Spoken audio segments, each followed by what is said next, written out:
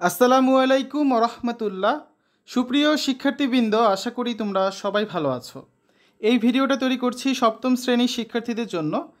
2024 সালের সপ্তম শ্রেণীর ষান্মাসিক মূল্যায়নের শিল্প ও সংস্কৃতি পরীক্ষাটা হবে 6 জুলাই। তোমাদের শিল্প ও সংস্কৃতি অর্ধবার্ষিক পরীক্ষার সিলেবাস হচ্ছে বইয়ের প্রথম 5টা অধ্যায়। আমরা গত 4টা পর্বে প্রথম 4টা অধ্যায় নিয়ে আলোচনা করেছি। আজকে আমরা দেখব সপ্তম শ্রেণীর শিল্প ও সংস্কৃতি পঞ্চম অধ্যায়ের লিখিত পরীক্ষার জন্য কিছু নমুনা প্রশ্ন এবং তার উত্তর। ঠিক আছে শিক্ষার্থীরা, তোমরা জানো যে এই বছর বোর্ড থেকে পরীক্ষার আগের দিন তোমাদের একটা নির্দেশনা দেওয়া হবে, সেই মোতাবেক হচ্ছে তোমাদের পরীক্ষা অনুষ্ঠিত হবে। আপাতত পরীক্ষার জন্য কীভাবে প্রিপারেশন নিবে তার জন্য এই ভিডিওগুলো তৈরি করা। তো ভিডিওটা দেখো, আশা করি তোমাদের কাছে ভালো লাগবে এবং এখান থেকে বেশ কিছু ধারণা পাবে পরীক্ষার জন্য এবং ভালো একটা প্রিপারেশন নিতে পারবে। এই হচ্ছে তোমাদের সূচিপত্র। প্রথম অধ্যায় ছিল বিশ্বজোড়া পাঠশালা, দ্বিতীয় অধ্যায় নকশা খুঁজি নকশা বুঝি, তৃতীয় অধ্যায় ছিল মায়ের মুখের মধুর ভাষা, চতুর্থ অধ্যায় স্বাধীনতা আমার, পঞ্চম অধ্যায় বৈচিত্র্যে ভরা বৈশাখ। তো আমাদের আজকে আলোচনার বিষয় হচ্ছে পঞ্চম অধ্যায় বৈচিত্র্যে ভরা বৈশাখ। বর্ষবরণ নিয়ে বিশ্বকবি রবীন্দ্রনাথ ঠাকুরের এই চমৎকার গানটি দেওয়া হলো। পুরনো দুঃখ বেদনাকে পেছনে ফেলে নতুনকে বরণ করার, নতুন উদ্যমে এগিয়ে যাওয়ার আহ্বান রয়েছে গানটিতে। তোমরা জানো যে তোমাদের হচ্ছে এবার 2 ঘন্টা হবে লিখিত পরীক্ষা, 3 ঘন্টা হবে প্র্যাকটিক্যাল পরীক্ষা। সো 3 ঘন্টার পরীক্ষার মধ্যে প্র্যাকটিক্যালে তোমাদের এই গানগুলো কিন্তু গাইতে বলা হতে পারে। ঠিক আছে, এই জন্য এগুলো ভালো করে শিখে যাবে। এসো হে বৈশাখ এসো এসো, তাপস নিঃশ্বাস বায়ে মুমূর্ষুরে দা উড়ায়ে, বৎসরের আবর্জনা দূর হয়ে যাক যাক যাক এসো এসো, যাক পুরাতন স্মৃতি যাক ভুলে যাওয়া গীতি, অশ্রু বাষ্প সুদূরে মিলাক মুছে যাক গ্লানি খুঁজে যাক জরা, অগ্নিস্লানে সূচি হোক ধরা, রসের আবেশ রাশি শুষ্ক করি দাও আসি, আনো আনো আনো তব প্রলয়ের শাক, মায়ার কুচ্ছটিকাল যাক দূরে যাক যাক যাক।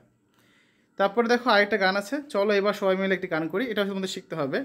সাতে সাঁতার কাটি মোরা সুরে, রেতে রেখা টেনে যাই বহু দূরে, গাতে গান করি এসো গলা খুলে, মাতে মান্য করি গুরুজনে, পাতে পাঠশালা যাই খুশি মনে, ধাতে ধৈর্য ধরি বিপদে, নিতে নৃত্য শিখি পারি যত।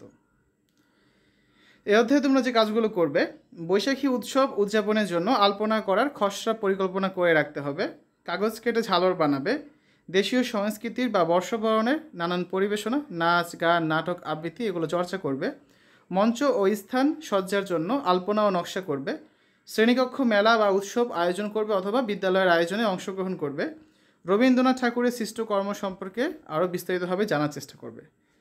তো শিক্ষার্থীরা চলো, প্রথমে আমরা হচ্ছে সপ্তম শ্রেণীর শিল্প ও সংস্কৃতি পঞ্চম অধ্যায় বৈচিত্র্যে ভরা বৈশাখ এর কিছু সংক্ষিপ্ত প্রশ্ন উত্তর নিয়ে আলোচনা করি। প্রশ্ন 1, মেলার বিশেষ আকর্ষণ কি? মেলার বিশেষ আকর্ষণ হচ্ছে নাগরদোলা। প্রশ্ন 2, বৈশাখী মেলার আয়োজন কখন করা হয়? সময়ের আবর্তনে বছর ঘুরে আসে বাংলা নতুন বছর। এই নতুন বছরকে ঘিরে থাকে কতই না আয়োজন।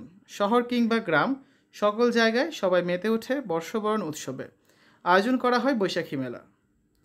প্রশ্ন 3, বৈশাখী মেলা উপলক্ষে মেলার জায়গাটি কিভাবে সাজানো হয়? বৈশাখী উৎসব উদযাপনের জায়গাটিকে সাজানো হয় বিভিন্ন রঙিন দেশীয় জিনিস দিয়ে। এটা কি উদযাপন বানানটা হবে রস্যু দ অন্তস্তীয় জ প দন্তন্য। ঠিক আছে, যেমন কুলা ডালা মুখোশ কাগজের ফুল নানা রকম নকশা এবং আলপনায়। তারপর 4 নম্বর প্রশ্ন হচ্ছে, আমাদের দেশের ক্ষুদ্র নৃগোষ্ঠীর মানুষ কিভাবে বর্ষবিদায় ও বর্ষবরণ উদযাপন করে থাকে? বৈশাখী বিজু বৈশু সাংগ্রাই প্রভৃতি উৎসবের মধ্য দিয়ে আমাদের দেশের ক্ষুদ্র নৃগোষ্ঠীর মানুষ বর্ষবিদায় ও বর্ষবরণ উদযাপন করে থাকে। প্রশ্ন 5, পুতুল নাচ কি? বিভিন্ন ধরনের পুতুল বানিয়ে সেগুলোকে বিভিন্ন ভঙ্গিতে নাচানোর মধ্য দিয়ে দর্শকের সামনে কোনো একটি বিষয়কে উপস্থাপন করানোটাই হচ্ছে পুতুল নাচ। প্রশ্ন 6, রবীন্দ্রনাথ বিচিত্রা স্টুডিও কোন উদ্দেশ্যে প্রতিষ্ঠা করেছিলেন? বিদেশি ছবি নকল বন্ধ করা এবং তরুণ শিল্পীরা যাতে নিজেদের ইচ্ছে মতো ছবি আঁকার চর্চা করতে পারে, তাই ছিল বিচিত্রা স্টুডিওর প্রধান উদ্দেশ্য। শিক্ষার্থীরা এই পর্যায়ে আমরা আলোচনা করব সপ্তম শ্রেণীর শিল্প ও সংস্কৃতি পঞ্চম অধ্যায়ের কিছু রচনামূলক প্রশ্নোত্তর। তোমাদের অনুশীলনী যে প্রশ্নোত্তর সেগুলো এখন আমরা দেখব। বৈশাখী উৎসব উদযাপনের জন্য আলপনা করার খসড়া পরিকল্পনা করে রাখতে হবে। তো বৈশাখী উৎসব উদযাপন উপলক্ষে আমার করা আলপনার খসড়া হচ্ছে নিম্নরূপ। এই যে এখানে একটা আলপনা দেওয়া আছে, ঠিক আছে। তারপর কাগজ কেটে ঝালর বানাবে। আমার কাটা কাগজ দিয়ে ঝালরের নকশা নিম্নরূপ। দেশীয় সংস্কৃতির বর্ষবরণে নানান পরিবেশনা নাচ গান নাটক আবৃত্তি চর্চা করবে। আমরা বর্ষবরণের অনুষ্ঠানে আমি কবিতা আবৃত্তি করব, এ ব্যাপারে আমার শিক্ষক কবিতা বাছাই করে দিয়েছেন, আমি সেটি মুখস্থ করেছি। মঞ্চ ও স্থান সজ্জার জন্য আলপনা ও নকশা করব। শ্রেণিক শিক্ষকের নির্দেশনা অনুযায়ী মঞ্চ ও স্থান সজ্জার জন্য আলপনা এবং নকশা করেছি। শ্রেণীকক্ষে মেলা বা উৎসব আয়োজন করব অথবা বিদ্যালয়ের আয়োজনে অংশগ্রহণ করব। বিদ্যালয়ে যেসব উৎসব অনুষ্ঠানে আয়োজন করা হয়েছে আমি সেখানে অংশগ্রহণ করব। বিশেষ করে যে কবিতাটি আমি মুখস্থ করে রেখেছি মঞ্চে বলার জন্য তা উপস্থাপন করব। তারপর ইম্পর্টেন্ট প্রশ্ন, রবীন্দ্রনাথ ঠাকুরের সৃষ্টকর্ম সম্পর্কে তোমরা আরও জানতে চেষ্টা করবে। তো দেখে এটার অ্যান্সার কী দেওয়া যেতে পারে। রবীন্দ্রনাথ ঠাকুর, যে জন্ম 7 মে 1861 আর মৃত্যু হচ্ছে 7 আগস্ট 1941। তিনি ছিলেন বাংলা তথা ভারতের বিশিষ্ট কবি, ঔপন্যাসিক, ছোট গল্পকার, সঙ্গীত স্রষ্টা, নাট্যকার, চিত্রকর, প্রাবন্ধিক, কণ্ঠশিল্পী ও দার্শনিক। তিনি বাংলা ভাষার সর্বকালের সর্বশ্রেষ্ঠ সাহিত্যিক। রবীন্দ্রনাথকে বিশ্বকবি, কবিগুরু উপাধিতে অভিহিত করা হয়। রবীন্দ্রনাথের 52টি কাব্যগ্রন্থ, 38টি নাটক, 13টি উপন্যাস, 36টি প্রবন্ধ ও অন্যান্য গদ্য সংকলন তার জীবদ্দশায় বা মৃত্যুর অব্যবহিত পরে প্রকাশিত হয়। তার মোট 95টি ছোট গল্প এবং 1915টি গান যথাক্রমে গল্পগুচ্ছ ও গীতবিতান সংকলনে অন্তর্ভুক্ত করা হয়েছে। রবীন্দ্রনাথের যাবতীয় প্রকাশনা এবং গ্রন্থাকারে অপ্রকাশিত রচনা 62টি খণ্ডে রবীন্দ্র রচনাবলী নামে প্রকাশিত হয়েছে।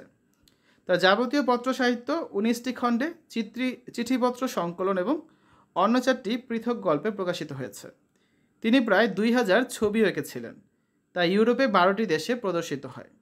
ব্রিটিশ ভারতের রাজধানী কলকাতায় এক ধনাঢ্য সংস্কৃতিবান ব্রাহ্মণ পরিবারে রবীন্দ্রনাথ ঠাকুরের জন্ম। বাল্যকালে প্রথাগত শিক্ষা গ্রহণে তিনি অসম্মত হয়েছিলেন, তাই গৃহশিক্ষক নিযুক্ত করে বাড়িতেই তার শিক্ষার ব্যবস্থা করা হয়। মাত্র 8 বছর বয়সে কাব্য রচনায় প্রবৃত্ত হন তিনি। 1878 সালে 17 বছর বয়সে রবীন্দ্রনাথ ইংল্যান্ডে গমন করেন। 1883 সালে মৃণালিনী দেবীর সাথে তার বিবাহ সম্পন্ন হয়। তারপরে প্রশ্ন হচ্ছে যে পঞ্চম অধ্যায় তোমরা পড়লে, এই পঞ্চম অধ্যায় পড়ে তোমরা যা শিখেছো সে সম্পর্কে লেখো। এই পাঠে আমি পহেলা বৈশাখ উদযাপনের নানা দিক এবং রবীন্দ্রনাথের শিল্প ভাষা সম্পর্কে অবগত হয়েছি। পহেলা বৈশাখে বাংলা জনসমষ্টি অতীতের সুখ দুঃখ ভুলে গিয়ে নতুনের আহ্বানে সাড়া দিয়ে জেগে ওঠে। এ যেন অনিশ্চিতের সুনিশ্চিত সম্ভাবনার এক জাগরণ। এদিন আমরা প্রাত্যহিক কাজকর্ম সেরে সুন্দর সুন্দর পোশাক পরে আত্মীয় স্বজন, বন্ধুবান্ধবের সাথে দেখা করে আনন্দে মেতে ওঠে।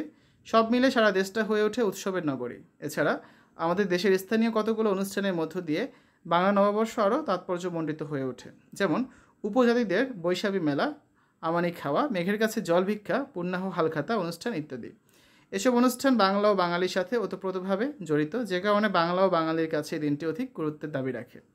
কোথাও কোথাও বর্ণাঢ্য মেলা বসে। মেলায় বিচিত্র আনন্দ অনুষ্ঠান, কেনাবেচার বাণিজ্যিক লেনদেন এবং পারস্পরিক মিলনের খুশিতে মুখর হয়ে ওঠে। গৃহস্থরা নানাবিধ অনুষ্ঠান আর ব্রত পালনে দিনটিকে স্মরণীয় করতে মেতে ওঠে। পল্লীর কোথাও কোথাও রচিত হয় উৎসব মঞ্জু, যেখানে অনুষ্ঠিত হয় নানা সাংস্কৃতিক অনুষ্ঠান। তবে বৈশাখী মেলাটি যেন পহেলা বৈশাখের মূল আকর্ষণ। বহু কৃষিজাত পণ্য, কারুপণ্য, লোকশিল্প পণ্য, কুটির শিল্প পণ্য, সকল হস্তশিল্প সামগ্রী, মৃৎশিল্প সামগ্রী এই মেলায় পাওয়া যায়।